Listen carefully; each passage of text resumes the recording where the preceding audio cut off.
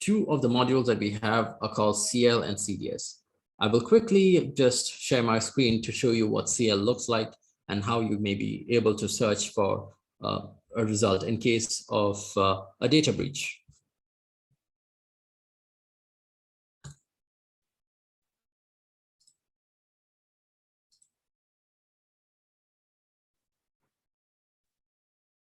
For those of you who may not be aware of our platform, who might have not used our platform earlier, or who might have not extensively used our platform, this is the welcome screen of Darktracer once you log in.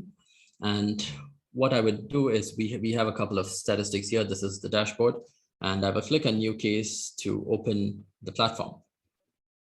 And what I'm welcomed with are with different modules here, with different buttons that you see here, and a blank screen, a blank canvas.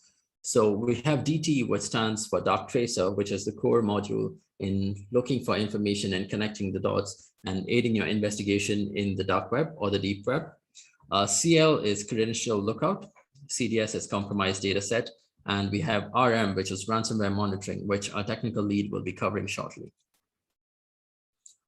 CL, so let's start off with CL for the sake of example. And I understand that since many of you might be from government agencies, from law enforcement agencies and different corporates, I will not be using a public URL or public domain right now to protect the sensitivity. So for this particular example, I'm going to be using darktracer.com. And the objective here is to show you how this works. As you can see, if I enter darktracer.com, we have deliberately leaked some information on the dark web. This is some information, this is just some sample information which we have leaked on the dark web. As you can see, for Credential Lookout, if you search with the domain darktracer.com, you're able to get the username or the email and the passwords of the different users. But to protect the information, although this is a sample information, to protect that, we have masked the information. But if you're a user of the platform, you should be able to see the username and passwords as well.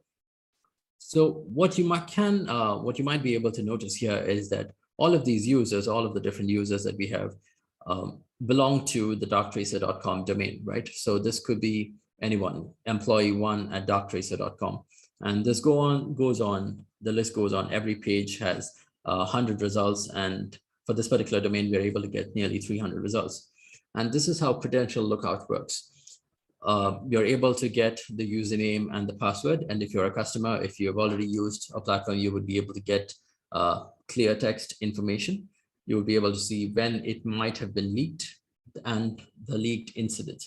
As you can know, as you may already know, there might be different incidents, different hacking incidents, which may leak the data at different instances. It might be ransomware gang A, a hacking group B, so on and so forth. So the leaked form field basically shows that, which shows where it might have been leaked and by whom it might have been leaked. That's basically what Credential Lookout is. Compromised data set, on the other hand, for the same, I'm going to be using the same domain, darktracer.com. What you can see here is that when you are looking at large data sets, it might take a couple of seconds because the system has been up since 2016 and we've been collecting data. We've been going through billions of records. So the system is actually going through each of these results to get the result from darktracer.com. And here you would be able to see what the difference between CL and CDS is, the contrast between CL and CDS. What you would locate, what you would identify in the beginning is the similarity, right? You also have the user ID and you have the password. But how this differs is these are users of different email platforms. So you can see here that these might be user one at Hotmail, at Gmail, could be a Darktracer as well, and different kinds of email providers. So from this, you can understand that from compromised data set, when you're looking at information or when you're releasing the information, these are not internal users of this particular platform. And one of the other contrasting differences, what you would see is the victim IP address. Here, for the sake of anonymity, the victim IP address has been masked. But ideally, if you choose to go ahead with the platform, if you are interested in the platform, the victim's IP address would be visible as well if the victim has a compromised device. So what this means is if the victim's device has been compromised, every time the victim changes the username and the password, it would be reflected in Darktracer because the device has been compromised. And it's not just the PC that we are looking for. It could be even mobile devices, which you can see from the host. So if it's an Android device, for instance, it would show that it's an Android device and the victim IP address. So it's highly likely that the results that you get from compromised data set are valid because these could be more recent. Every time a user refreshes or changes the password, it would show up here. So if you were to compare between CL and CDS, although we are looking at two different target groups, it's highly likely that the results from CDS might be valid, and it's a higher probability of passwords from CDS being valid. Going back to my presentation, because a couple of the exciting things that we have in the Darktracer model, which is the core Darktracer and the ransomware monitoring, would be demonstrated by my colleague.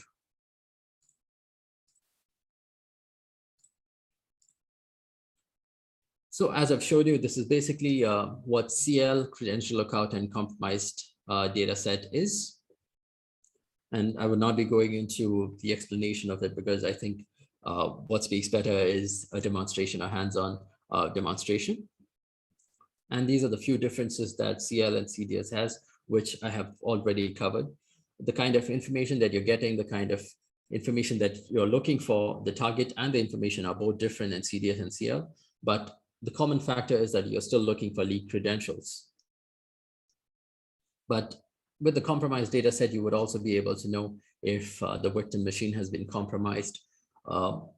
And anytime there's a change in password or a change in user credentials, you will be able to see that in a compromised data set. A couple of other features which we have introduced for those of you who might have already used the platform